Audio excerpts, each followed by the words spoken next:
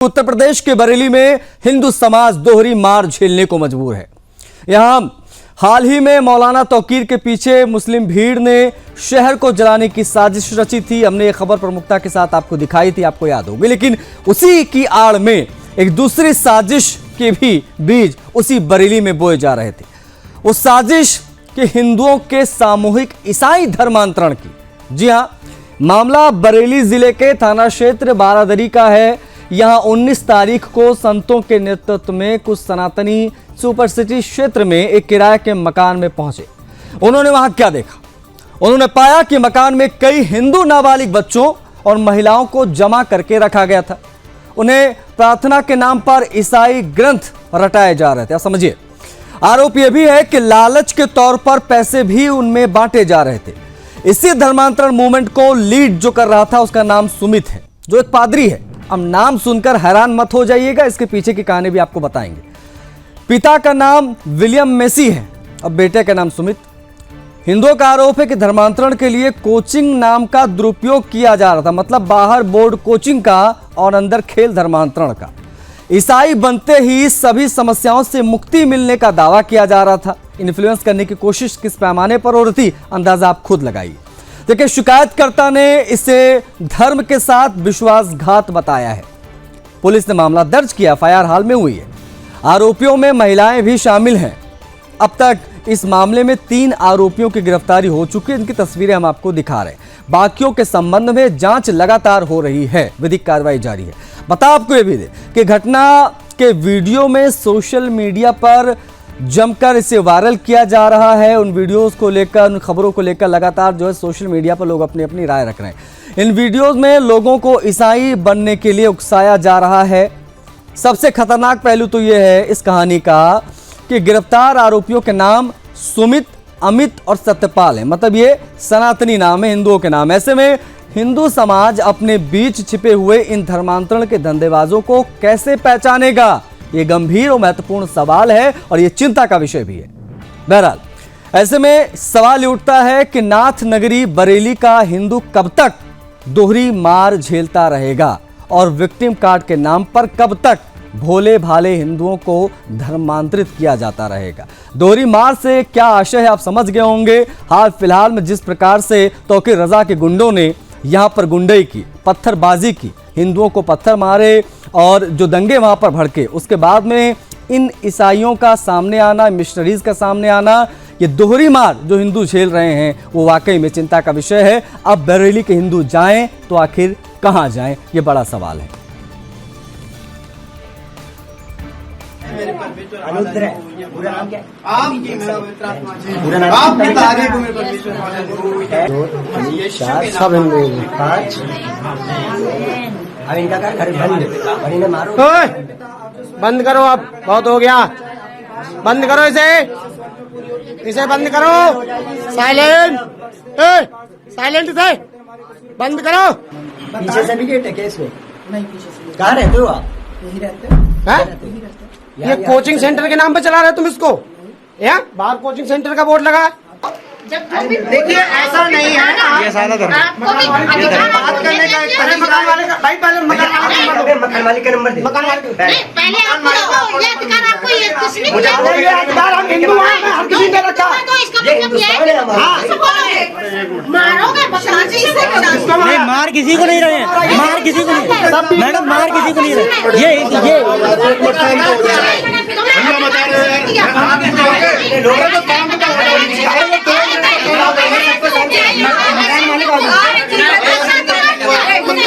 बच्चे का नाम पूछ के छोटे बच्चे से आप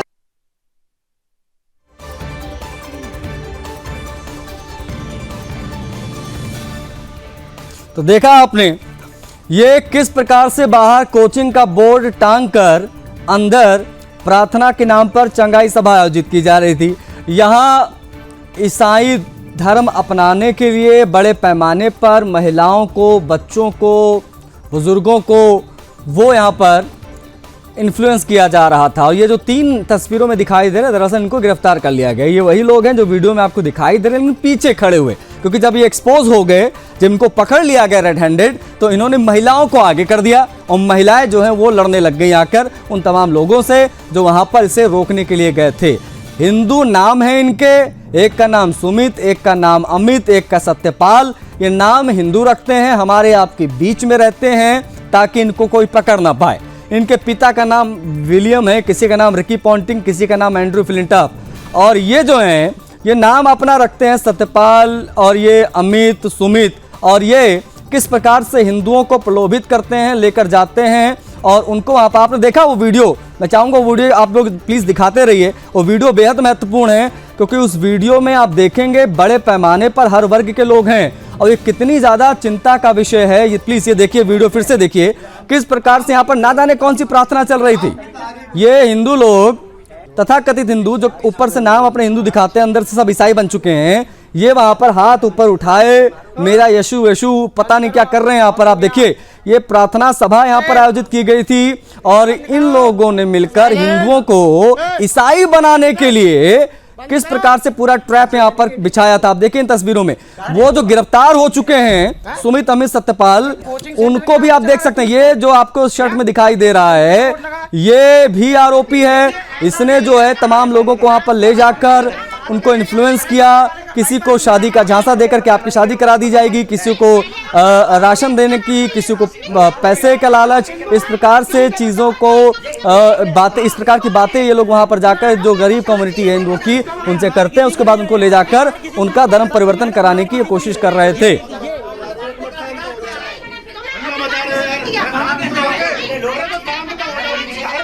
अल्लाह अकबर के बाद बरेली में यशु यशु, और ये कितना ज्यादा चिंता का विषय है। और ये इसीलिए आज हमने इस विषय को उठाया क्योंकि वीडियो सामने है, प्रत्यक्ष को प्रमाण की आवश्यकता क्या। गौरव मिश्रा, प्रवक्ता भारतीय जनता पार्टी के हमारे साथ जुड़ गए। गौरव जी, उत्तर प्रदेश में सरकार आपकी, बरेली में हिंदुओं का हाल है बेहाल। हम देखते हैं दंगे होते हैं, तौकीर रजा के गुंडे हिंदुओं पर पत्थरबाजी करते हैं, प्रशासन पर पत्थरबाजी करते हैं, वो तस्वीरें भी हम देखते हैं। और साथ में अब एक वीडियो भी वायरल हुआ है जिसमें हिंदुओं का कन्वर्जन कराया जा रहा था। आपने कन्वर्जन को लेकर कानून भी आपकी सरकार ने बनाया, अवैध धर्मांतरणों को लेकर, उसके बावजूद असर धरातल पर दिख नहीं रहा है। सर, चिंता का विषय है, दोहरी मार बरेली का हिंदू झेल रहा है। सवाल सीधा आपसे है, क्यों? आशीष जी, देखिए, हमारी सरकार ने prohibition of unlawful conversion of religion act 2021 लागू किया और उसके बाद उत्तर प्रदेश में इस तरह के साइलेंट जो वायरस हैं, जो प्रलोभन दे करके, धोखा दे करके, लालच दे करके, स्वास्थ्य का बहाना, शादी का बहाना या कैश प्रलोभन दे करके धर्मांतरण कराते थे, इस तरह के कई गिरोह पकड़े भी गए। आपने देखा लखनऊ में किस तरह से ज्योति नगर में वो मलखान नाम का वो आदमी पकड़ा गया जिसने हजारों लोगों को धर्मांतरण कराया था धोखे से, आज वो जेल के अंदर है। इस तरह के संगठन, इस तरह के अंडरग्राउंड काम करने वाले जो लोग हैं वो आमतौर पर पहले कभी पकड़े नहीं गए और इनका नेटवर्क, इनका जाल अंदर अंदर इतना गहरा हो गया जिसको निकाल पाना एक समय सीमा के अंदर कठिन हो जाता है। लेकिन हमारी सरकार ने लगातार इस पर आक्रमण किया है। आप जरा इतिहास के पन्नों को पलटिए तो उड़ीसा के अंदर लक्ष्मणानंद, स्वामी लक्ष्मणानंद जी की हत्या की गई थी और वो ईसाइयों के द्वारा हत्या की गई थी और जो 7 लोग उसमें दोषी करार दिए गए थे उन सब के नाम सनातनी हिंदू थे जिनको सजा हुई। वो सारे सनातनी हिंदू नाम थे जो कुछ वर्ष पहले ही ईसाई बने थे और उन्होंने दुर्दांत तरीके से किस तरह से AK-47 से स्वामी जी की हत्या की, जो देश के एक मूर्धन्य विद्वान भी थे। गौरव जी देखिए, हम सरकार के प्रयासों से इनकार नहीं कर रहे हैं, बिल्कुल वहां पर अवैध धर्मांतरण का कानून आप लोग लेकर आए, लेकिन जो चीजें खुले में हो रही थी वही अब बंद कमरों में होने लगी है, जैसा कि इस वीडियो में दिखाई दे रहा है। एनीवेज, लेकिन ये तौकीर रजा अपने गुंडों से हमले करवाता है और बरेली में ही ये ईसाई जो कम्युनिटीज हैं जो अपना नाम सुमित, अमित, गौरव रखते हैं और ये होते हैं सारे के सारे क्रिश्चियन और ये बाकी हिंदुओं को भी धर्मांतरण के लिए प्रेरित करते हैं। इस दोहरी मार से हिंदुओं को कैसे बचाया जाए और बरेली ही टारगेट पर क्यों है? क्योंकि बरेली में ये डबल हम देख रहे हैं अटैक, एक तरफ से वो पत्थरबाजी, दूसरी तरफ से अवैध धर्मांतरण जो कि बंद कमरों में हो रहा है। इससे निपटने का क्या कोई प्लान है या कोई योजना है? प्लीज बताइए। मैं स्पष्ट कर दूंगा इस विषय को भी। जिस तरह से उड़ीसा का मैं उदाहरण दे रहा हूं, उसके बाद कुछ ईसाइयों के ऊपर ईसाई मिशनरियों ने ही पथराव कराए और उसको मीडिया के माध्यम से अंतर्राष्ट्रीय जगत तक पहुंचा दिया। आज बरेली में जो घटना हो रही है वो कहीं ना कहीं उसका रिजेम्बलेंस देखा जा सकता है। किस तरह से तौकीर रजा एक जिहादी उन्माद को पैदा करना चाहता था बरेली के अंदर, और सरकार ने उसको बखूबी, हमारे पुलिस प्रशासन ने बहुत सूझबूझ के साथ उसको दबाया। वहीं अब इस तरह का खेल पैदा करके कहीं ना कहीं सामाजिक सहिष्णुता को दाग पहुंचाने का, उसको समरसता को तोड़ने का एक कुत्सित प्रयास किया जा रहा है, जिसको अंतर्राष्ट्रीय स्तर पर भी कहीं ना कहीं उत्तर प्रदेश का माहौल खराब हो या इसकी तस्वीर को खराब तरीके से प्रस्तुत किया जा सके मीडिया के माध्यम से, कहीं ना कहीं इसके पीछे का ये खेल है और इससे इनकार नहीं किया जा सकता। लेकिन मैं आपको एक बात साफ बता दूं, उत्तर प्रदेश में एक ऐसी सरकार है जो किसी भी दबाव में नहीं आएगी। मैं आपको एक और उदाहरण देना चाहता हूं। सर, दबाव में तो बरेली का हिंदू है ना सर, दबाव में तो बरेली का हिंदू है। मैं उस पर और विस्तार से आपसे बात करूंगा सर, प्लीज बनी रहिएगा। बरेली में पहले अल्लाहू अकबर बोलकर पत्थरबाजी हुई हिंदुओं पर, उसके बाद में एक वीडियो वायरल होता है जिसमें बड़े पैमाने पर मिशनरीज जो हैं वो हिंदुओं का कन्वर्जन कराने की कोशिश बंद कमरों में कर रही थी। इस पर हम चर्चा कर रहे हैं। हमारे साथ भारतीय जनता पार्टी के स्पोक्स पर्सन प्रवक्ता गौरव मिश्रा जी कनेक्ट, उनसे हम लगातार बात कर रहे हैं।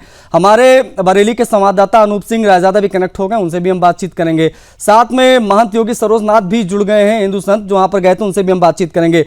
मैं अनूप सिंह रायजादा आपसे समझना चाहूंगा, आप ग्राउंड पर रहते हैं, जरा बताइए बरेली के हिंदुओं को ये दोहरी मार वहां क्यों झेलनी पड़ रही है, ये समझाइए और बताइए कि आखिर ग्राउंड रियलिटी क्या है, क्योंकि वहां पर तौकीर रजा के गुंडे हिंदुओं को पत्थर भी मारते हैं और बंद कमरों में कन्वर्जन भी धड़ल्ले से चल रहा है। ये सब कैसे मुमकिन हो रहा बरेली में? अनूप सिंह जी, आपको बताते चले कि जिस तरीके का वो हाल बरेली में जो जिहादियों ने बनाया था, उससे पूरे ही प्रशासन की फिजा खराब हुई है। और वहीं आपको पता है, इसी आड़ में दूसरी तरफ क्रिश्चियन समुदाय के लोग हैं जो धर्मांतर कराने में आमादा है। एक तरफ मुसलमान भी धर्मांतर कराने में आमादा है, एक तरफ क्रिश्चियन भी आमादा है। उसी तरीके से किसी भी मामले में कोई हिंदू के त्योहार होते हैं या कुछ होता है तो ये लोग उपद्रव बनाकर रणनीति के तहत पूरा काम करते हैं और प्रशासन शासन को पूरी तरीके से उलझा लेते हैं। यही वजह रही है कि धर्मांतरण की, जो मैं आपको बताना चाहूंगा कि थाना बारादरी क्षेत्र का मामला है, ग्रीन पार्क महानगर का, जहां पर सुमित मैसी, सतपाल मैसी और अमित मैसी और एक अन्य महिला जो पूरी सभा एक घर में चला रही थी किराए का कमरा लेने के बाद, और वहां पर हिंदुओं का धर्मांतरण करा रही थी, जिसको लेकर बजरंग दल के ऋषभ ठाकुर ने इस मामले को, मुद्दे को उठाया और उन्होंने तीनों आरोपियों को गिरफ्तार भी करवाया है, जो कल जेल भेजे गए हैं। इसी तरीके के मामले बरेली में कई बार चल चुके हैं। बरेली धर्मांतरण और इन बवाल करने के लिए सबसे आगे इन लोगों ने उसको रख रखा है, सबसे ज्यादा तवज्जो दे रखी है। दूसरी ओर तो मौलाना तौकीर जैसे लोग हैं जिन पर की शासन ने बड़ी अच्छी कार्रवाई करी, योगी सरकार ने बड़ा अच्छी कार्रवाई करी है, इसका आवाम भी उनका तहे दिल से शुक्रिया अदा करती है, उनको प्रशंसा करती है, प्रशासन की भी, बरेली प्रशासन की भी। वही बरेली प्रशासन भी ऐसे मामलों में बिल्कुल भी कोताही नहीं बरतता है, किसी भी तरीके शिकंजा कसने से नहीं चूकता है। आपको बताते चले कि ये कोई नया मामला नहीं है। इज्जत नगर क्षेत्र में भी ऐसा हुआ था, रामनगर तहसील क्षेत्र में भी धर्मांतरण हुआ था। पूरी तरीके से इस तरीके से क्रिश्चियन लोग जो धर्मांतरण में आमादा हैं। जी ठीक है, आप बने रहेगा। अनूप, हमारे साथ महंत योगी सरोजनाथ भी हमारे साथ जुड़े हुए हैं। महंत जी, अगर धर्मांतरण करने वालों के नाम अमित, सुमित, सत्यपाल हो तो फिर इनको कैसे पहचाना जाए, इन सड़ी हुई परतों को कैसे उधेड़ा जाए? और ये समझ से परे मुझे लग रहा है, क्योंकि बरेली में स्थिति बहुत ज्यादा खराब है। वहां पर मुसलमान पत्थरबाजी भी करके हिंदुओं को मारेगा और बंद कमरों में ये मिशनरीज जो हैं वो कन्वर्जन भी करती है बड़े पैमाने पर। महाराज जी।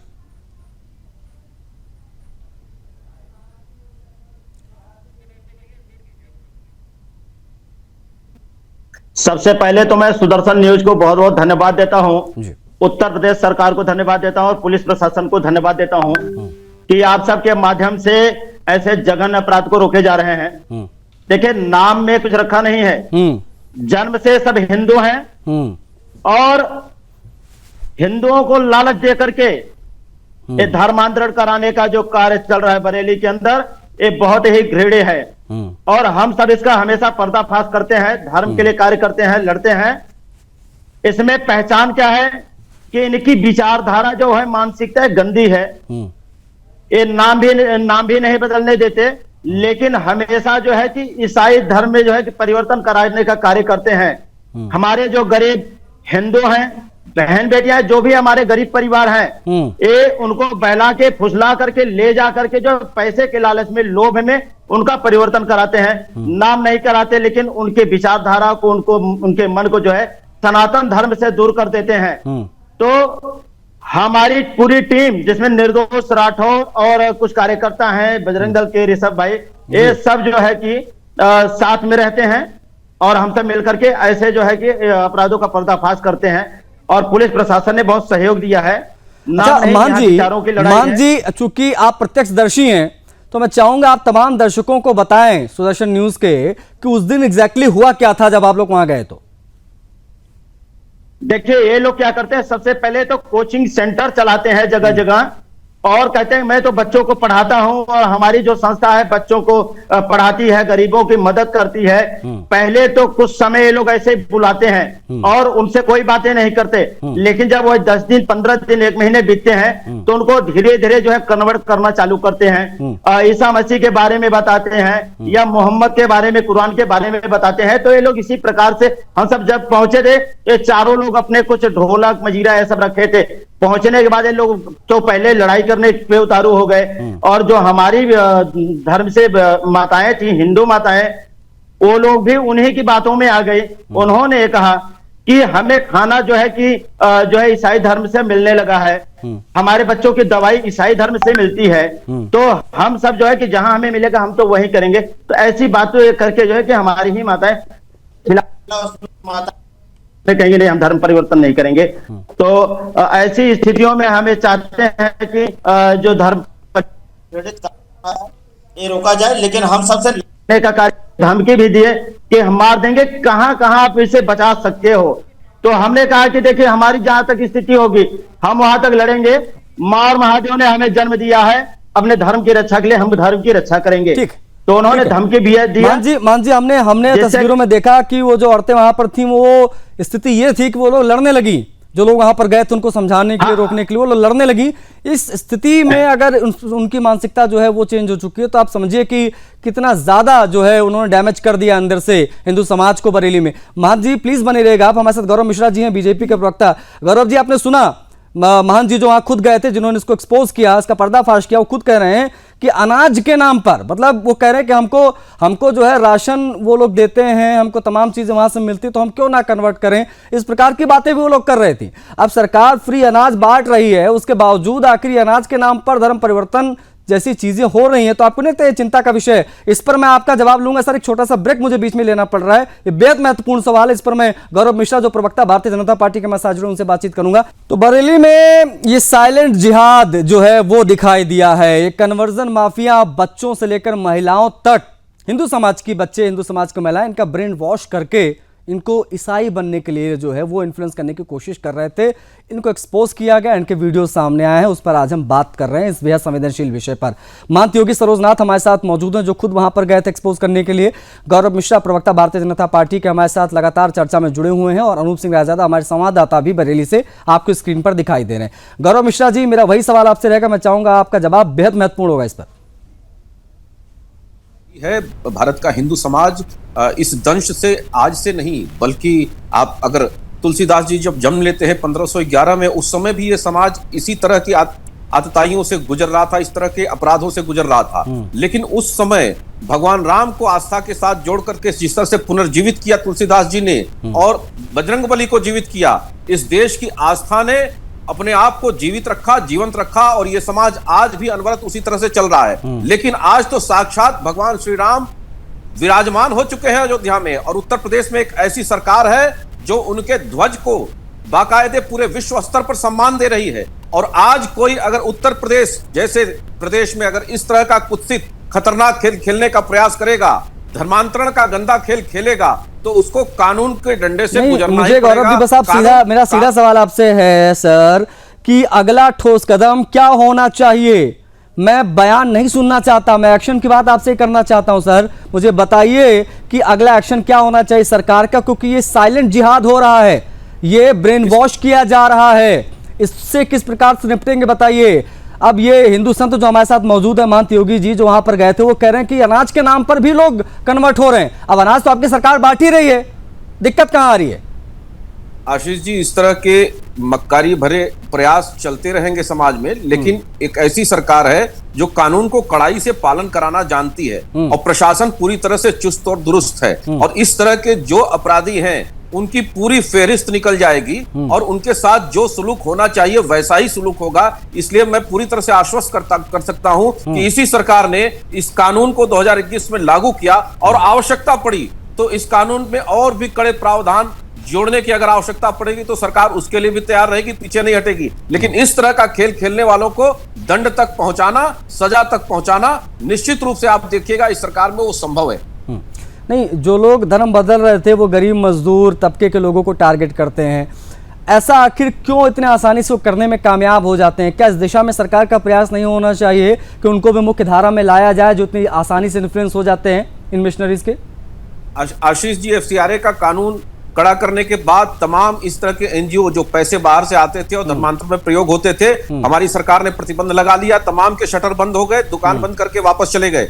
ये सरकार पूरी तरह से कीन है, पूरी तरह से संवेदनशील है इस तरह के हरकतों को रोकने के लिए। लेकिन जब सिविल सोसाइटी, समाज भी जब जागरूक हो जाता है और जैसे पूज्य महाराज जी यहाँ बैठे हुए हैं, जब इस तरह के संत स्वयं योद्धा बन करके समाज में लड़ते हैं ना, तो निश्चित रूप से एक साझेदारी सरकार की, प्रशासन की और सिविल सोसाइटी की एकजुट जब होती है तो निश्चित रूप से सुरक्षा का वातावरण पैदा होता है और उसी तरीके से एलिमिनेट किया जा सकता है पूरी तरह से इस तरह की समस्याओं को, और उस दिशा में हम आगे बढ़ रहे हैं, हमारा समाज बढ़ रहा है।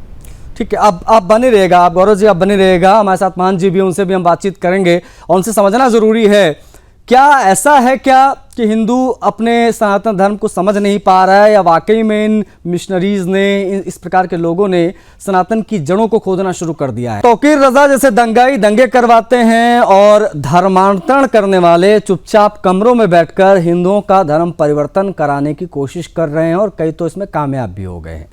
इसी पर आज हम बात कर रहे हैं। पूरा पैनल हमारे साथ जो है वो कनेक्ट है। मानते योगी सरोजनाथ हैं, गौरव मिश्रा प्रवक्ता बीजेपी के हैं, अनूप सिंह रायजादा हमारे संवाददाता है। अनूप, गिरफ्तारी के बाद, एफआईआर दर्ज होने के बाद, गिरफ्तारी के बाद पुलिस का स्टेटमेंट क्या आया, जरा वो भी बता दीजिए तमाम दर्शकों को। ये जो 3 अनूप, सुमित और सत्यपाल नाम के आरोपी पकड़े गए हैं, हिंदू नाम रखकर जो ये कन्वर्जन कर रहे थे, इनके बारे में क्या जानकारियां निकलकर अब तक सामने आई हैं? है कि जिस तरीके ये आरोपी धर्मांतर के मामले में प्रत्यक्ष रूप से पकड़े गए हैं, इन पर पहले से ही पुलिस विभाग की नजर थी, लेकिन मौके का इंतजार था। जिसकी सूचना मिलते ही पुलिस प्रशासन ने इन पर दबाव बनाकर इनकी गिरफ्तारी की है। वहीं आपको बता दीजिए कि इस संदर्भ को लेकर कई संगठन पहले से भी एक्टिव रहे हैं और हिंदू संगठन लगातार इस क्षेत्र में कार्य भी कर रहे हैं, जो गौ रक्षक है वो भी काम कर रहे हैं। वहीं आपको बता दीजिए कि इससे एक अहम बात यह है कि सारा दोष आमतौर पर आवाम जो है वो सरकार के ऊपर और पुलिस प्रशासन के ऊपर डाल देती है। ये नहीं होना चाहिए। वहां पर समाज का भी एक अपना वो हक बनता है कि समाज भी देखे, सरकार के साथ मिलकर और प्रशासन के साथ मिलकर काम करे, तब इन पर अंकुश लगाया जा सकता है। अन्यथा इन पर अंकुश लगाना, ये कहना कि पुलिस प्रशासन देखे या शासन देखे, सरकार देखे, वो कहना गलत होगा, क्योंकि आधी जिम्मेदारी एक सामाजिक के तौर पर आवाम की भी बनती है, जिसको अच्छा, ये जो लोग वहां पर थे, तस्वीरों में जो दिखाई दे रहे हैं अनूप, उसमें सब गरीब मजदूर तबके थे या शहरी पढ़े लिखे लोग भी इसमें इन्वॉल्व थे जो अपना धर्म परिवर्तन करने के लिए पहुंचे थे? कि इसमें गरीब नहीं है, इसमें सब परिवार वाले भी लोग हैं जिनको ये एक राजनीतिक स्टंट है। मैं आपको बताता चलूं कि किस तरीके से कोई ना कोई खुराफात करी जाती है ताकि सरकार की छवि और प्रशासन की छवि धूमिल हो। इसमें ये जो लोग हैं, जैसे सुमित मैसी है, सतपाल हैं, ये मजदूर नहीं है, जो महिला है ये मजदूर नहीं है, ये सब प्रोपेगेंडा है। इस तरीके से एक तरफ सरकारी राशन प्रणाली इतनी दुरुस्त है, किसी तरीके से कोई गरीब यहाँ पर भूखा नहीं है, जो मैं देखता रहा हूं और मैं आए दिन देखता भी हूं। वहीं दूसरी तरफ ये खेल जो 1-2 लोग कराते हैं कमरे में बंद करके, ये सब राजनीतिक द्वेष भावना के चलते होता है और उसी के चलते इसको अंजाम दिया जाता है कि हमें राशन नहीं मिल रहा है तो हमने धर्म परिवर्तन कर लिया। ऐसा कुछ नहीं है, ये धर्म परिवर्तन सब पूरा नेटवर्क चल रहा है बरेली में। जिस तरीके से मौलाना तौकीर चला रहे थे नेटवर्क, उसमें भी पत्थरबाजी कराना, आगजनी कराना, पुलिस। अच्छा, ये भी एक बड़ा महत्वपूर्ण विषय रेज किया है गौरव जी हमारे संवाददाता ने कि आमतौर पर इस प्रकार के जो मामले होते हैं वो सरकार की छवि को धूमिल करने के प्रयास के तौर पर भी देखे जाने चाहिए। बाकायदा प्री प्लान चीजें होती हैं कि छवि सरकार की खराब हो, ये लोग भी पॉलिटिकली जो है वो मोटिवेटेड हो सकते हैं। इस पर भी मैं आपसे बात करूंगा, लेकिन महंत योगी सरोजनाथ हमारे साथ हैं। महंत योगी सरोजनाथ जी, आपसे समझना बड़ा जरूरी हो जाता है, इतने जल्दी हिंदू इन्फ्लुएंस कैसे हो जा रहे हैं?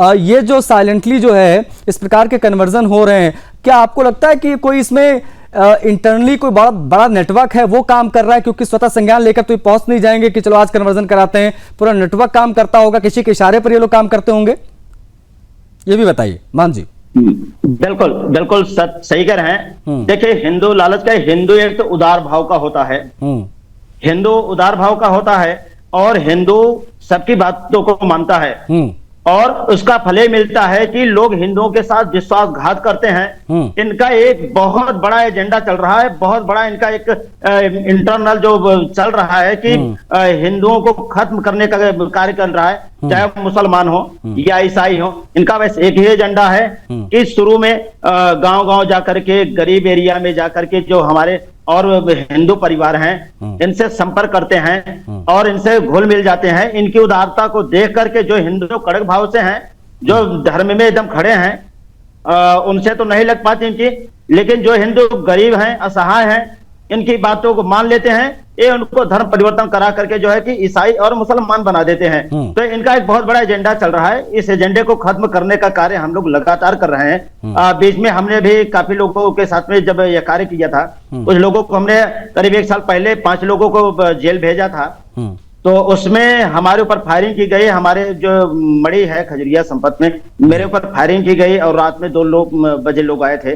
तो ऐसी स्थितियों से भी हम सबको सामना करना पड़ा है, लेकिन ये पूरी कोशिश करूंगा कि धर्मांतरण जैसे जघन्य अपराध को खत्म करें, क्योंकि कहीं ना कहीं ये जो है कि हमारे महाराज जी के साथ बहुत बड़ा छलावा हो रहा है और कहीं ना कहीं जो है कि पूरे नहीं, सरकार तो प्रयास लगातार कर रही है। मान जी, हमने देखा कि कानून तक सरकार लेकर आ गई एंटी कन्वर्जन का, और इसके बावजूद अगर इस प्रकार से ये साइलेंट जिहाद हो रहा है तो इसकी मुख्य वजह आपको क्या लगती है, बरेली में स्पेशली? मान जी, अब देखिए, अगर एक खुलेआम पे सामने आकर के धर्म परिवर्तन का काम करते तब तो चलो ठीक है। नहीं, अब तक तो खुलेआम करते ही थे ना। अब तक तो मान जी खुलेआम ही करते थे। अब तो बड़ी बड़ी सभाएं होती थी, हम वीडियोस देखते थे। अब ये बंद कमरों में कर रहे हैं गुपचुप तरीके से। अब हाँ बिल्कुल, जब से हमारे परम पूज्य महाराज योगी आदित्यनाथ जी महाराज हैं, तब से खुलेआम तो नहीं कर पा रहे हैं। इनकी बड़ी सभाएं नहीं हो रही हैं, सार्वजनिक नुक्कड़ सभाएं नहीं हो रही हैं। अब ये क्या करते हैं, कोचिंग के नाम पे, राशन बांटने के नाम पे, कपड़े बांटने के नाम पे और हमारे बच्चों के दवा के नाम पर ये धर्म परिवर्तन कराते हैं।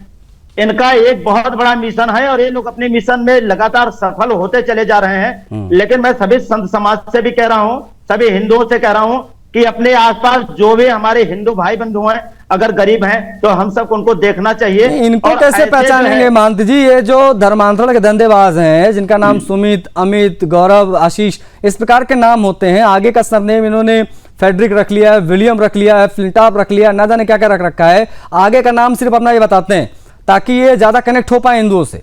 इनको कैसे पहचाने, कोई तरीका है तो बता दीजिए मान जी। यही बहुत बड़ा एजेंडा है। पादरियों ने पहले तो जो है कि हिंदुओं को धर्म परिवर्तन करा दिया। वो सुमित हो, महेश हो, गणेश हो, सरोज हो, तो जब इन्हें बना दिया तो इनके द्वारा अपने मिशन को पूरा करने के लिए इन्होंने सबसे पहले इन्होंने माइंड वॉश किया।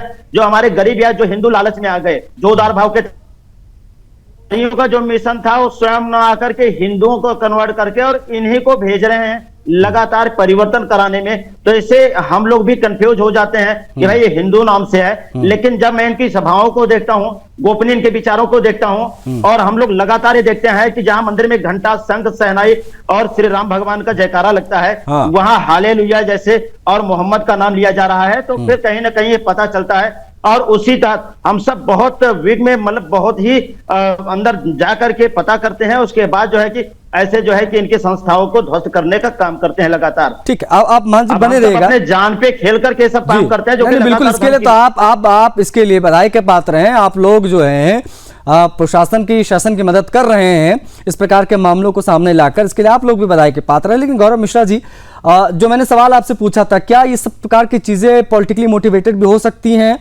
अगर हाँ तो इस दिशा में क्या प्रयास हो रहे हैं? क्या इस धर्मांतरण को लेकर कोई लंबी रणनीति सरकार की है या नहीं है? क्योंकि तो डाल डाल में पात पात वाला हिसाब नजर आ रहा है। आप कानून लेकर आते हैं, वो खुले में बंद करके बंद कमरों में जो है वो कन्वर्जन शुरू कर देते हैं। गौरव मिश्रा जी, आशीष जी, बहुत महत्वपूर्ण प्रश्न आपने किया है और इस प्रश्न के जो नेपथ्य में अगर हम जाएंगे तो इसके तार विदेशों तक से जुड़ेंगे।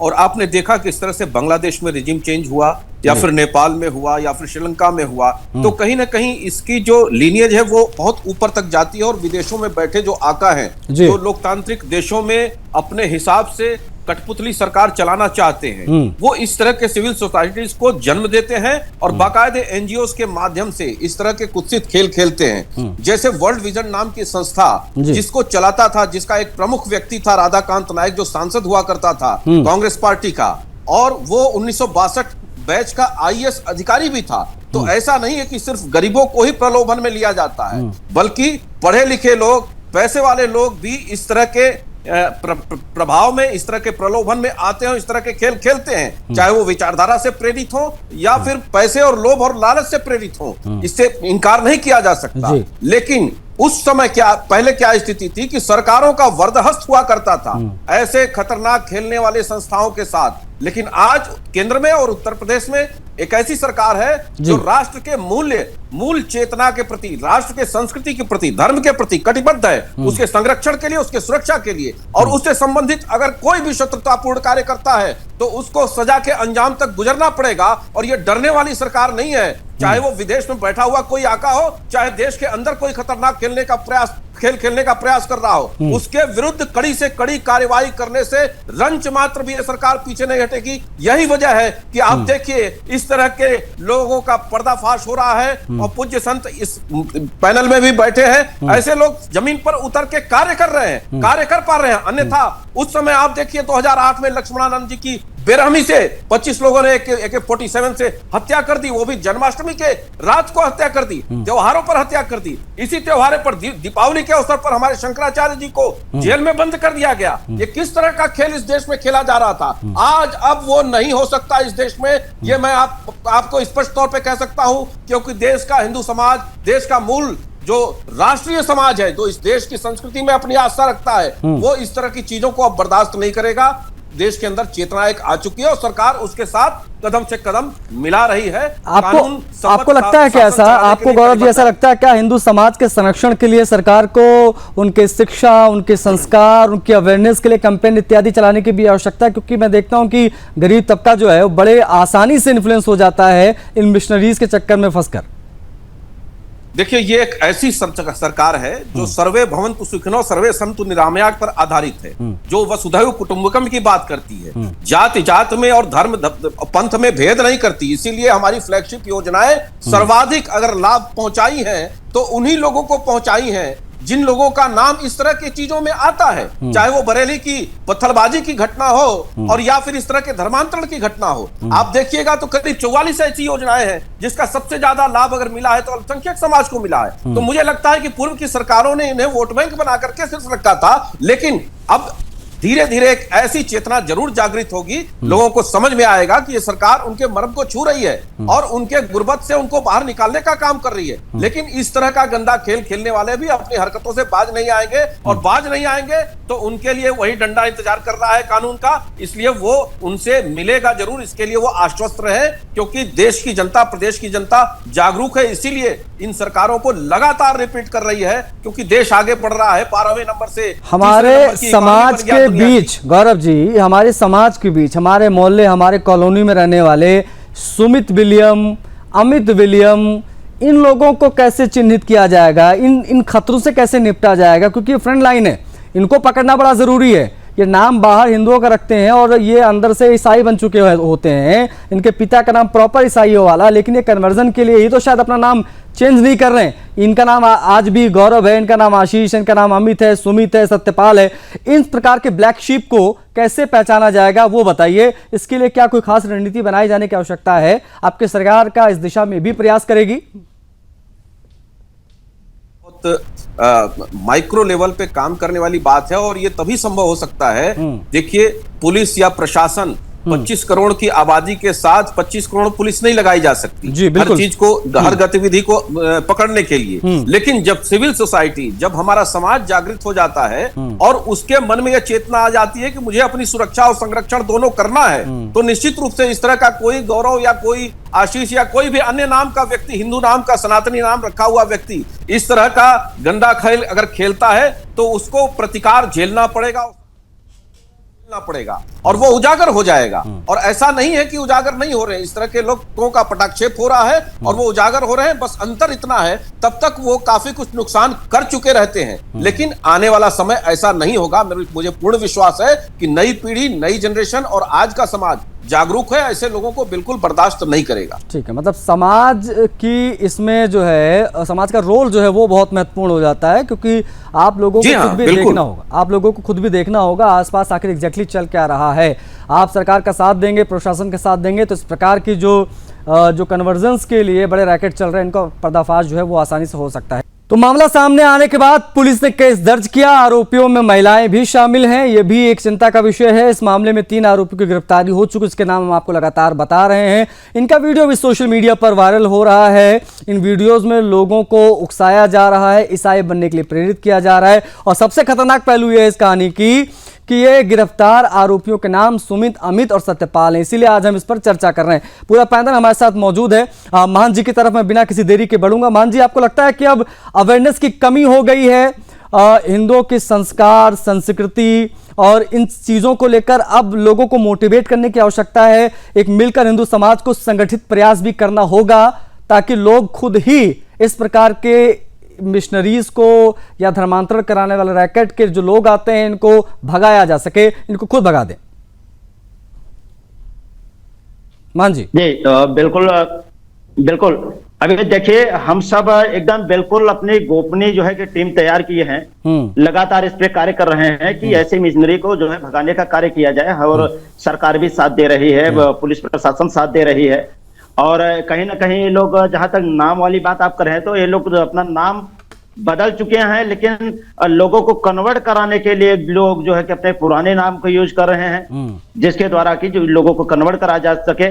और जो इन्हें फंड मिल रहा है, विदेश से फंड मिल रहा है, बड़े लोगों से फंड मिल रहा है, तो कहीं ना कहीं लालच में जो अभाव और प्रभाव पड़ रहा है, बुरा प्रभाव पड़ रहा है। तो हम सब इसे रोकथाम करने के लिए लगातार अपनी पूरी टीम के साथ में काम कर रहे हैं, जैसे कि कार्य जो है कि सही हो और हिंदू सुरक्षित हो सके। क्योंकि अभी मैं देख रहा हूं लगातार हिंदुओं के ऊपर एकदम खंजर चलाया जा रहा है, धर्म परिवर्तन करा के, हत्या करके, बहन बेटियों के साथ दुराचार करके।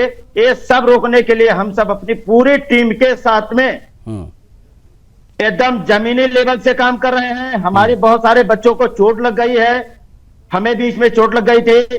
तो हम सब धर्म के लिए जो है कि लगातार लगे हुए हैं कि सनातन धर्म कैसे सुरक्षित हो सके, सनातन धर्म को पूर्ण रूप से मिटाने का जो कार्य चल रहा है ईसाईयत और मुसलमानों का, इनके एजेंडा को खत्म करने के लिए, इन्हें कमजोर करने के लिए हम लगातार कार्य कर रहे हैं समाज में और करते रहेंगे। ठीक है, मांझी आप बने रहेगा हमारे साथ। हमारे संवाददाता भी कनेक्ट है अनूप, उनसे भी हम बातचीत करेंगे। अनूप, हिंदू समाज पर बढ़ते इस दोहरे दबाव को रोकने के लिए जिस रिएक्टिव पुलिसिंग की आवश्यकता पड़ती है, क्या वो बरेली में दिखाई दे रहा है? प्लीज बताइए अनूप। जी बिल्कुल बिल्कुल सही है कि हाँ, जो भी संगठन है, जागरण मंच है, बजरंग दल है, हिंदू विश्व हिंदू परिषद है, जो जितने भी संगठन है जो एक्टिव हैं, उन सब के लिए पुलिस प्रोटेक्शन पूरी तरीके से मिलता है। उनके एक फोन कॉल पर पुलिस मुहैया हो जाती है और प्रशासन पूरा साथ देता है और मामले को अंजाम तक पहुंचाया भी जाता है।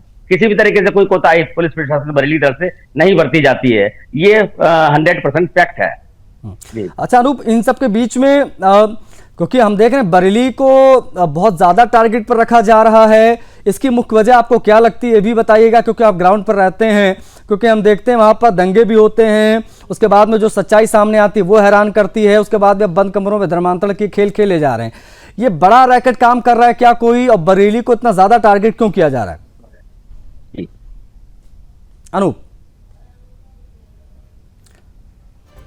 अनूप आवाज अनूप तक शायद नहीं पहुंच पा रही, लेकिन गौरव मिश्रा हमारे साथ हैं, प्रवक्ता भारतीय जनता पार्टी के। Gaurav ji, long term strategy की बात बड़ी आवश्यक है यहाँ पर।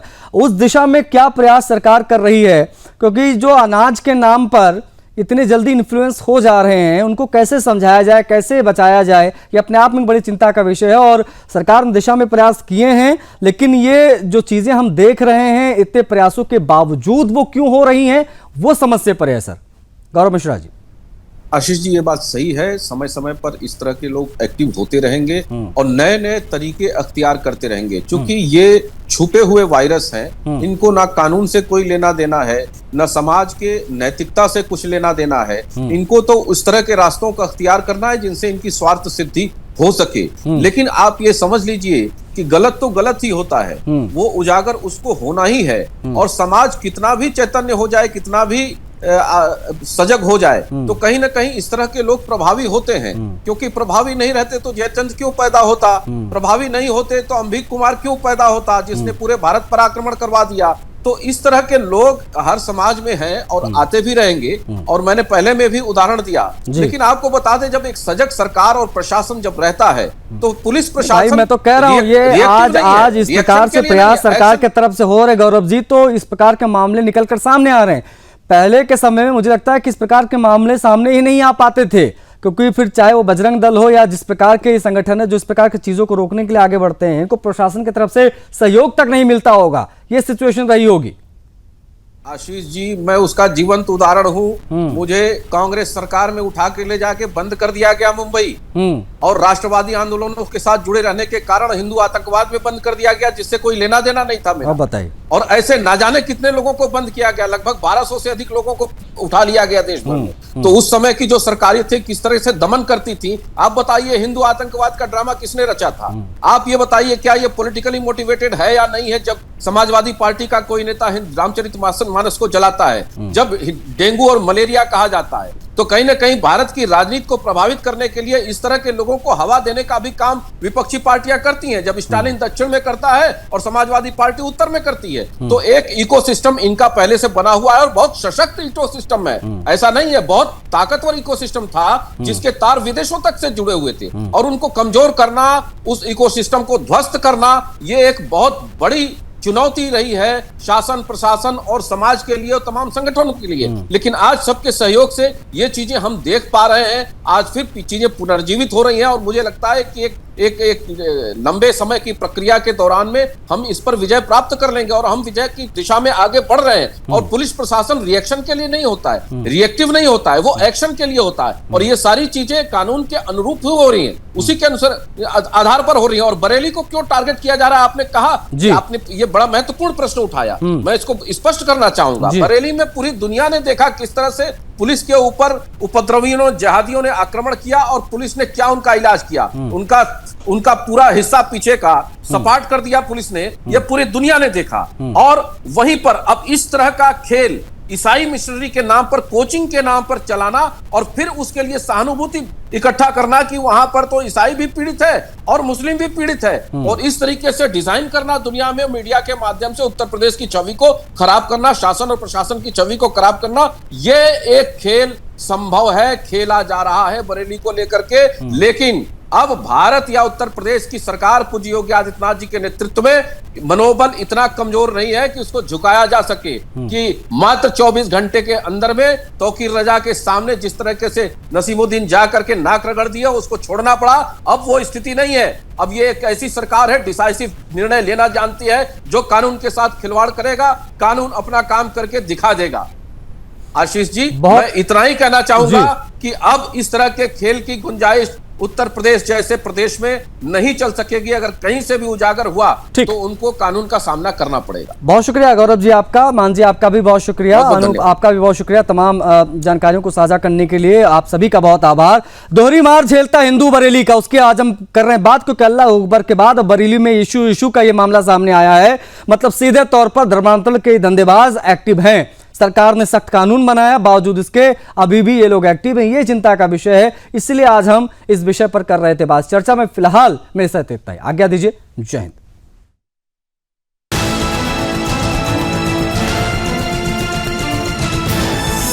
आप देख रहे हैं सुदर्शन न्यूज।